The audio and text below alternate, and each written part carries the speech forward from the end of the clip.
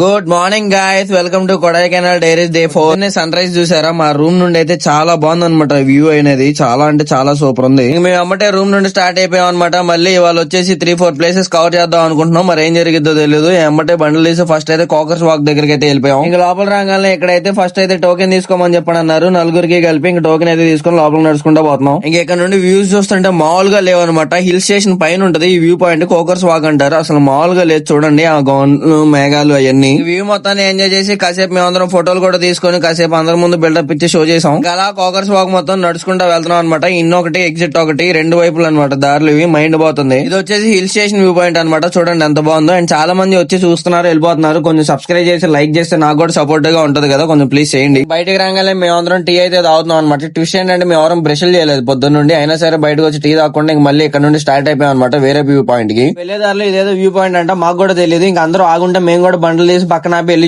Enjoy చేసాం. ఇంకా ఫోటోలు కూడా దిగాం అనమాట. చాలా అంటే చాలా బాగుంది. ఇక్కడ ఈ వ్యూ పాయింట్ వచ్చేసి పైన హిల్ స్టేషన్ పైన ఉండేది కదా. ఈ వ్యూ పాయింట్ అయితే మామూలుగా లేదు. అండ్ ఈ వ్యూ పాయింట్ వచ్చేసి పాంబరే విలేజ్ వెళ్లే దారిలో అనమాట ఇది. అసలు అబ్బబ్బబ్బ నాకైతే అక్కడ నుండి కథలు కూడా కదలబుద్ధి కావట్లేదు. అండ్ ఇది వచ్చేసి పాంబరే విలేజ్ అనమాట. ఈ విలేజ్ లో గార్లిక్ సంథింగ్ ఏదో బాగా పండించి అందరు ఇక్కడే బతుకుతారు. అసలు ఆ విలేజ్ చూడండి ఎంత నీట్ గా ఎంత ప్రశాంతంగా ఉందో. నేనైతే ఇక్కడే బతకాలనుకుంటున్నా పుడితే. పాంబరే విలేజ్ కవర్ చేసాం. ఇంకా అక్కడ నుండి స్టార్ట్ అయిపోయి ఇప్పుడైతే బెర్జూన్ లేక్ అయితే వెళ్తున్నాం అనమాట. ఇంకా మనం అయితే బెర్జూన్ లేక్ దగ్గరికి వచ్చేసాం అనమాట. ఇదైతే ఎంట్రన్స్ అనమాట. ఆవులు చూడండి ఎంత ప్రశాంతంగా కూర్చున్నాయి. అసలు వ్యూ పాయింట్ మైండ్ పోతుంది మాకైతే. అండ్ ఈ బెర్జం లేక్ దగ్గర చాలా water activities and land activities ఉన్నాయన్నమాట. అసలు మామూలుగా లేదు ఇక్కడ వ్యూ పాయింట్ గానీ ఏరియా గానీ మొత్తం జనాలు గానీ యాక్టివిటీస్ గానీ. ఇక్కడ చాలా సేపు టైం అయితే స్పెండ్ చేసాం అనమాట. ఇంకా చాలా ఫొటోస్ రీల్స్ అన్ని తీసుకుని నీట్ గా బయలుదేరిపోయి రిటర్న్ అయితే వెళ్ళిపోయాం. ఇంకా కొండ కిందకి వచ్చేసి ఇక్కడ ఈ కామరాజ్ మెస్ అని చెప్పని ఉంటే ఇక్కడికి వచ్చాం అనమాట. ఇది చాలా ఫేమస్ అంట. మేము అందరం కూర్చొని నీట్ గా నాన్ వెజ్ మీల్స్ అయితే చెప్పుకున్నాం అనమాట. ఒక్కొక్క నాన్ వెజ్ మీల్స్ అయితే చేస్తున్నారు అనమాట.